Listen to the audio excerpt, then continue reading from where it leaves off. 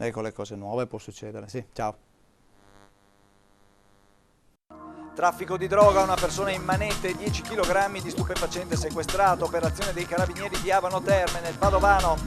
Il punto di Luca Zaia, sanità, Berlusconi, test universitari, Olimpiadi 2024, il presidente del Veneto dice candidiamo Venezia. Istituto Oncologico Veneto, sostenere la ricerca per dare speranza e futuro ai malati, rinnovata la partnership con il gruppo Alin. Previsioni meteo, prove d'autunno, temporali in arrivo, stato di preallarme per la protezione civile in Veneto.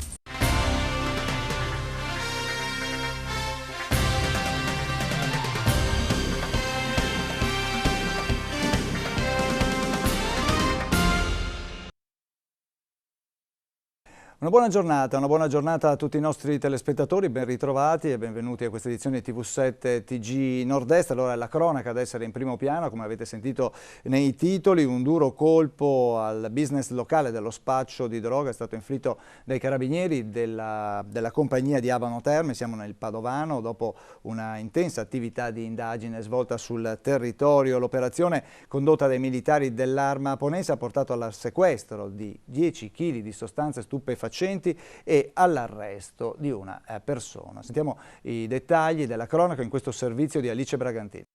Tenta di raggirare i militari della compagnia di Abano Terme direttamente dal carcere, ma viene scoperto. A tirare le fila dell'inganno Hadir Jamal, un pregiudicato già arrestato il 22 ottobre 2012 perché elemento portante del traffico di droga tra Marocco e Italia.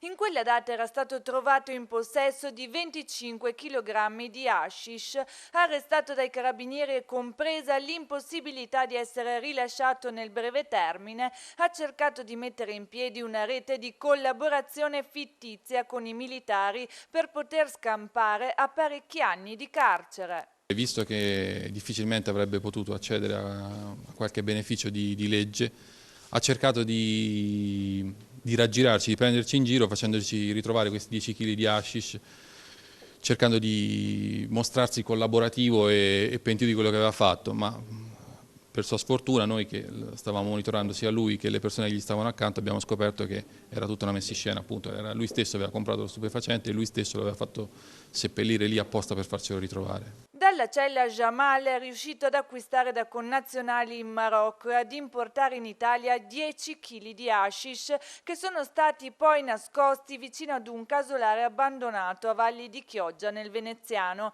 Il quantitativo è stato fatto appositamente rinvenire ai militari per cercare di ottenere gli arresti domiciliari. Aveva già individuato un appartamento e aveva già cercato di rimettere in piedi la rete di sostenitori che lo aveva appoggiato prima.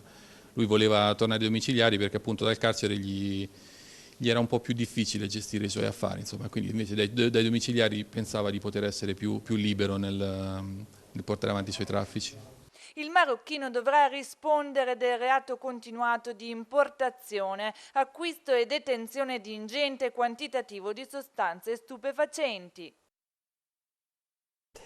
E adesso andiamo a Venezia. È stata una mattinata intensa come sempre il martedì per il governatore del Veneto Luca Zaia, che questa mattina ha incontrato il generale di divisione dell'Arma dei Carabinieri Sabino Cavaliere, che era in visita di commiato. Poi c'è stata anche la seduta di giunta e poi come sempre l'incontro con i giornalisti. È stato un momento per parlare di tanti temi legati all'attualità. Vediamo il servizio. I fondi per il Mose, i test d'ingresso per l'università, ma anche la decadenza di Berlusconi e la sanità in Veneto. Il presidente regionale Luca Zaia a 360 gradi questa mattina sull'attualità di questi giorni nel dopo giunta a Palazzo Balbi. Assolutamente deludenti, dice, i finanziamenti per il sistema di paratoia mobile a difesa di Venezia decisi ieri dal CIPE. Il governo dimostra di non crederci e se il Mose non venisse completato rischiamo di diventare la Gioia Tauro del Nord con 6 miliardi buttati sott'acqua, dice Zaia. Sta diventando aspettando il governo della coperta corta e della catena di Sant'Antonio. Si toglie una tassa per mettere un'altra, si tolgono fondi da una parte per allocarli da un'altra e ho l'impressione, dice ancora Zaia, che il Mose sia entrato nel tritacarne di questo sistema. È bene che il domino si fermi per capire di che morte dobbiamo morire. Il presidente della regione è tornato sul tema dei test di ingresso all'università, ribadendo la sua contrarietà al numero chiuso e ai test incomprensibili. La selezione, dice, va fatta sul campo. Poi la questione della possibile decadenza di Berlusconi da senatore è una partita che a me sembra infinita, dice Zaia, ma nella quale tutti possiamo essere semplici spettatori. Non bisogna comunque mai dimenticare che il mondo ci sta guardando. Infine l'accento sulle novità introdotte nel comparto sanitario con gli ospedali aperti di notte per gli esami diagnostici. I risultati, dice, ci danno ragione.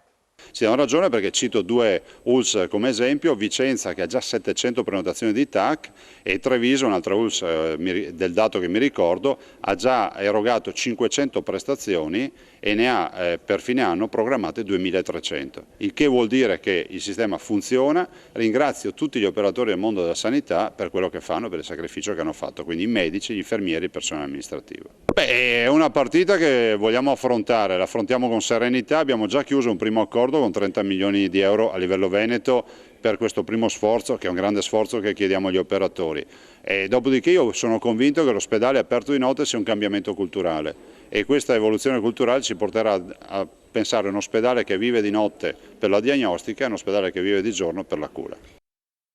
Ecco, e a proposito delle lamentele del governatore Zaia per lo stanziamento deciso dalla CIPE riguardante il Mose, c'è subito pronta la replica del Ministero delle Infrastrutture, lo fa tramite una nota dove si legge: il CIPE di ieri ha stanziato, proprio perché il Ministero delle Infrastrutture e il governo la considerano un'opera strategica per il Veneto, e appunto ha stanziato per la Regione Veneto e per quello che questa città significa per il Paese 974 milioni di euro per il Mose, che è la tranche più grande mai erogata a quest'opera. Il Ministero poi appunto nella nota rileva come si tratti di un'assegnazione che garantisce la continuità dei cantieri, la prosecuzione dei lavori con modalità che ne permetteranno l'ultimazione entro il 2016. Con questo stanziamento le risorse assegnate al Mose ammontano a quasi 5 miliardi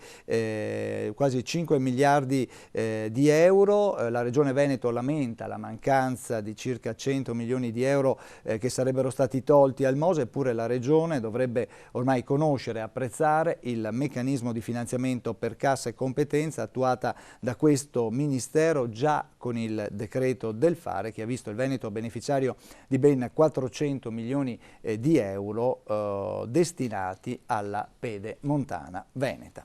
E adesso parliamo di ricerca di oncologia, perché è stata presentata quest'oggi la rinnovata partnership tra il gruppo Ali SPA e lo IOV, l'Istituto Oncologico Veneto, e inoltre è stata presentata la nuova edizione del catalogo Premi Ali, e poi sempre questa mattina all'Istituto Oncologico Veneto sono stati consegnati i ricavati della raccolta punti a favore appunto dell'Istituto Oncologico Regionale del 2013. Il servizio di Romina Disconzi. Terzo anno di collaborazione tra la catena Aliper e l'Istituto Oncologico Veneto, una partnership che anche quest'anno fa sì che la ricerca contro il cancro continui e dia quindi sostegno e speranza ai tanti malati di tumore che si rivolgono a strutture come lo IOV per il ricovero e la cura. Una collaborazione che parte dai cittadini. Una collaborazione ormai è un fidanzamento lungo, quasi matrimonio, perché da molti anni collaboriamo e riceviamo questo contributo che per noi è importante, come tutti i contributi che riceviamo peraltro, per migliorare l'assistenza ai pazienti. Qualche volta utilizziamo questi fondi per acquistare delle apparecchiature per ricerca, altre per migliorare l'assistenza ai pazienti, e credo che questo sia quel giusto mix che è il dovere di un istituto come il nostro. In cosa consiste questa collaborazione? Consiste, come in questi anni, il cliente, raccogliendo i punti presso i nostri supermercati, può devolvere questi punti. Circa 100 punti equivalgono a €1, quindi ha la possibilità il cliente di donare €1 e la lì lo raddoppia, quindi all'associazione vanno esattamente €2 ogni 100 punti vendita donati dal cliente. A quest'anno quanto ammonta? Quest'anno noi devolveremo circa 5.000 euro e andiamo così a portare il nostro contributo dal 2010 a quasi 122.000 euro. Una donazione che si traduce in termini di miglioramento nell'assistenza dei pazienti e potenziamento dei macchinari per la ricerca. Credo che per i clienti di Ali sia una bella soddisfazione sapere che una parte della loro spesa va devoluta per attività di assistenza e cura.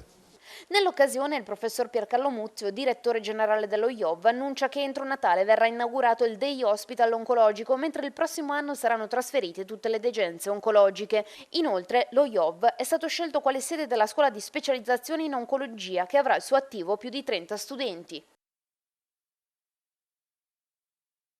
E adesso torniamo alla cronaca a Padova con un suicidio che è stato messo in atto questa mattina, alle prime ore di quest'oggi, da un 78enne originario di Udine. Si è ucciso con un colpo di pistola all'interno della sua auto che era parcheggiata sotto casa in piazza Castello. Siamo nel centro storico di Padova, al servizio di Alice Bragantini. 78enne, ex professore di liceo in pensione, si è suicidato questa mattina a bordo della sua Jaguar grigia. È accaduto alle 7 in piazza Castello a Padova, davanti al portone della sua abitazione. Si è sparato un colpo alla testa con la pistola di un amico. L'anziano originario di Udine, infatti, abitava a Padova con la moglie, ma proprio ieri era stato a trovare l'amico nella città friulana. Poi il suicidio, un folle gesto che non trova molte spiegazioni. Dalle prime ricostruzioni da parte della polizia pare che l'anziano fosse angosciato dall'idea di ammalarsi e di restare solo. L'ennesimo suicidio, una pratica molto più diffusa nel sesso maschile che in quello femminile. E in occasione della giornata dedicata alla prevenzione del suicidio, celebrata oggi 10 settembre, secondo i dati raccolti da Università Cattolica e Telefono Amico, appare evidente che sono le donne a chiedere aiuto più di frequente. Il range di segnalazione si amplia nel caso di stato di disoccupazione, precarietà ed età matura. La prevenzione diventa dunque fondamentale per alleviare il malessere. Monito per i professionisti della comunicazione quello di avere prudenza nel dare notizie di gesti estremi. Bene, adesso restiamo ancora nell'ambito della cronaca, vediamo gli altri fatti della giornata, riassunti come sempre nelle brevi di TV7. I funzionari dell'Agenzia delle Dogane dell'aeroporto di Venezia hanno scoperto una frode commessa da una ditta di riparazione, assemblaggio e vendita di telefoni cellulari gestita da un cinese. Dai controlli è stata accertata l'omessa dichiarazione di oltre 1000 pezzi di componenti per telefoni privi di marchi, con conseguente evasione dei diritti doganali e 21 stampi di note ditte. L'importatore è stato denunciato per contrabbando aggravato mediante dichiarazioni doganali, mendaci e ricettazione.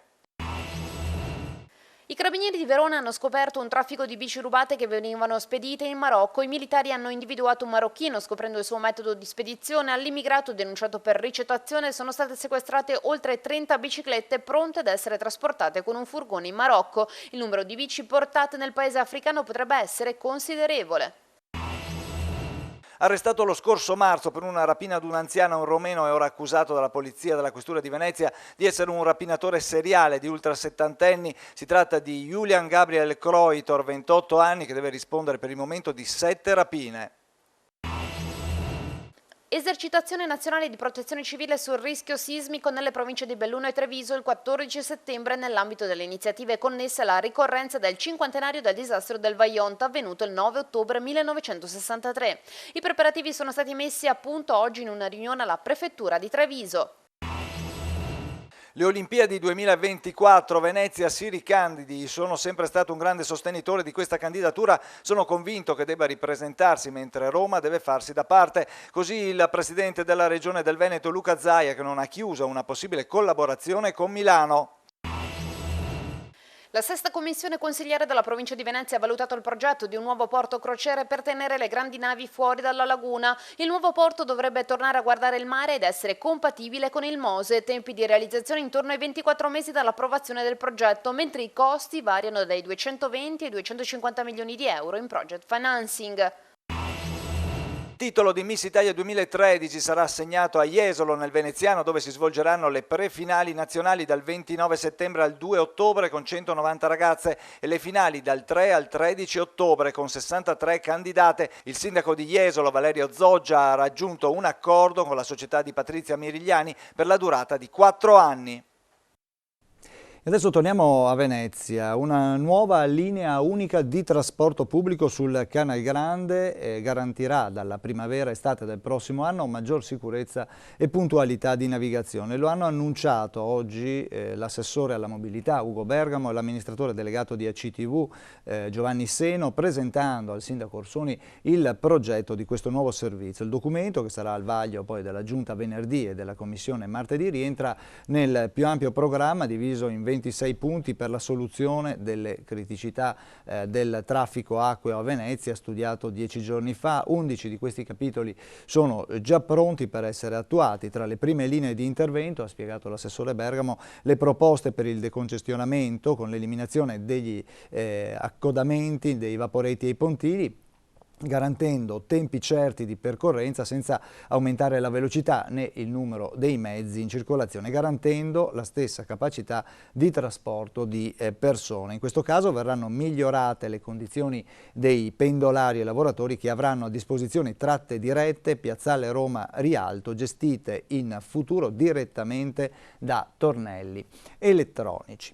E adesso cambiamo argomento. Temporali in arrivo in Veneto. Il centro funzionale decentrato della Protezione Civile ha dichiarato per rischio idrogeologico lo stato di attenzione, stato di preallarme a livello locale in caso di temporali intensi sull'intero territorio regionale. La dichiarazione ha preso il via come validità dalle 14 di questo pomeriggio, martedì, fino alle 14 di domani, mercoledì 11 settembre. Sono attesi temporali nel corso della nottata e domani brusco abbassamento delle temperature con massime che dovrebbero restare al di sotto dei 20 gradi, ma la collega Romina Disconzi ha cercato di capire qualcosa di più chiamando gli esperti, i previsori dell'ARPA. Sentiamo.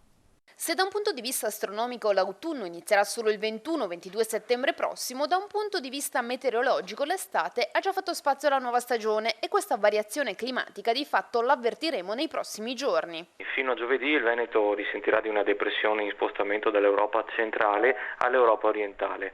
È attesa quindi instabilità, in particolare tra stasera e mercoledì pomeriggio, con calo delle temperature che scenderanno anche molto sotto la media. Ci saranno rovesci e temporali anche intensi, quindi sicuramente una situazione da tenere ben sotto controllo. Ecco che il centro funzionale decentrato della Protezione Civile del Veneto ha dichiarato lo stato di attenzione e di preallarme a livello locale in caso di temporali intensi sull'intero territorio regionale. Ma i meteorologi avvertono non sarà un vero e proprio addio all'estate, perché nel fine settimana torneranno sole e temperature miti. Questa perturbazione ci porterà in una situazione di alcuni giorni di autunno inoltrato. C'è però da tenere presente che nel fine settimana è previsto il ritorno dell'alta pressione delle zone. Quindi non possiamo ancora dare un dato certo di questa fine dell'estate? Diciamo che quest'estate sta finendo con un andamento meteorologico abbastanza nella norma, quindi dei momenti delle giornate anche calde alternate come nei prossimi giorni a delle giornate piuttosto fredde e umide. E adesso parliamo di sport, interessante puntata ieri sera di Tutti in Campo Spogliatoi con Giorgio Borile, come sempre per analizzare la situazione della serie cadetta e non solo della serie cadetta, in chiave ovviamente delle formazioni del nord-est. Sentiamo questo servizio che ha preparato per noi Elisabetta Corazza.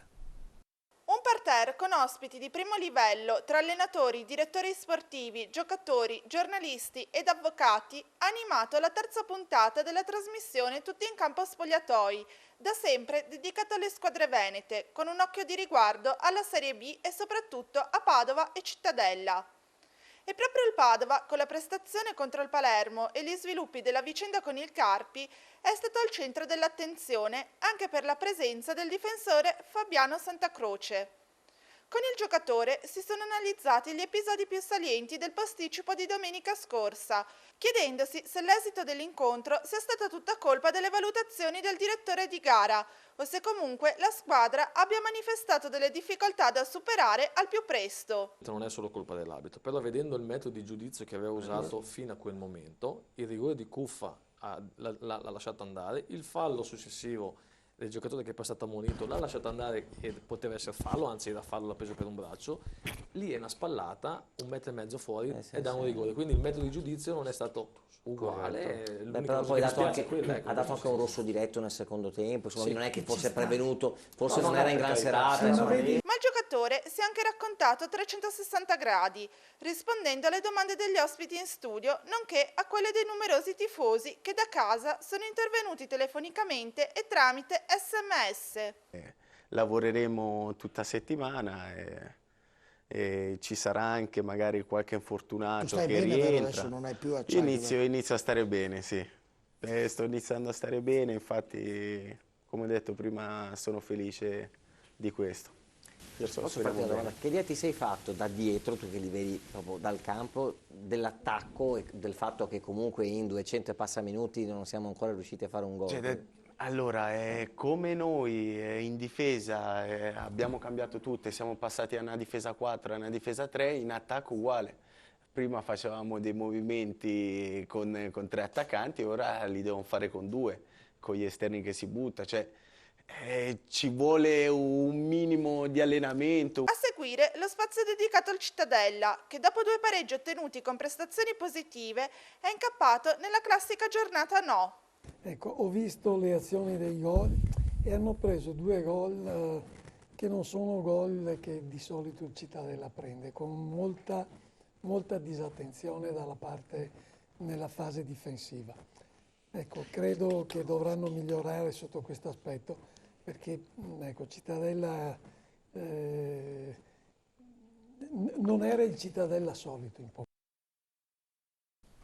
Bene, adesso allora andiamo a vedere invece come è andata la giornata in borsa con TV7 TG Economia. Piazza Affari chiude quest'oggi in terreno positivo, indice FTSE MIB a più 0,51%, i titoli migliori Salvatore Ferragamo più 3,98% e Pirelli più 3,13%, i titoli peggiori BCA MPS meno 4,66% e Fiat Industrial meno 2,63%, lo spread 250 punti quest'oggi. Vediamo adesso come è andata per il mercato dei cambi. Euro scambiato oggi ad $1,32, a 0,84 sterline, a 132,95 yen, a 1,23 franchi svizzeri. La quotazione del petrolio $113,72 al barile, l'oro $1.364,23 l'oncia. Adesso torniamo a parlare del tempo, questa volta le previsioni sono per la giornata di domani e ci racconta tutto come sempre Giuseppe De Vitis, il meteo, vediamo. Un saluto a Giuseppe De Vitis. All'autunno sta davvero spuntando il primo dentino ed in effetti aria più fresca sta attraversando proprio le regioni settentrionali, poi scivolerà verso le regioni centrali e da giovedì in poi rinfrescata generale anche sul sud Italia. Torniamo al presente e vediamo cosa succederà nella giornata di mercoledì. Avremo molte nuvole al mattino con rovesci di piogge e temporali sull'Emilia Romagna, sui settori centro-orientali del Veneto e soprattutto sul Friuli Venezia Giulia. Piogge anche di una certa intensità proprio sul Friuli Venezia Giulia. Pian pianino nella seconda parte della giornata comincerà a migliorare sull'Emilia più occidentale, ancora un po' di instabilità sul Trentino Alto Adige, ma vedete entro sera tenderà a migliorare quasi ovunque la nuvolosità, quindi scivolerà verso est. Passiamo alle temperature, come detto in diminuzione soprattutto nei valori massimi. Ritroveremo durante la notte e il primo mattino valori attorno ai 15-17 gradi centigradi, temperature massime che scenderanno ben al di sotto dei 30 gradi, ma scenderanno localmente anche al di sotto dei 25 gradi centigradi, quindi ritroveremo valori compresi tra i 17 e i 22 o 23 gradi. Bene, grazie allora a Giuseppe De Vitis, noi siamo in chiusura, ricordo come sempre i contatti con la nostra redazione, ci potete chiamare telefonicamente allo 049 807 7754, l'indirizzo mail redazione@triveneta.tv e poi ricordiamo che potete seguirci tramite rete su Facebook, Twitter e sul nostro sito gruppo tv7.com. Come sempre ricordiamo che sul sito siamo in streaming e dunque avete la possibilità di seguirci anche cliccando appunto sul link live tramite rete. Lo potete fare anche dalle pagine Facebook delle nostre trasmissioni, TV7 Match, Tutti in Campo e TV7 alle 7. Bene, con questo è tutto, mi fermo qui, grazie per essere stati con noi, averci dedicato la vostra attenzione, adesso vi lascio alla nostra programmazione, vi auguro un buon proseguimento di serata, arrivederci.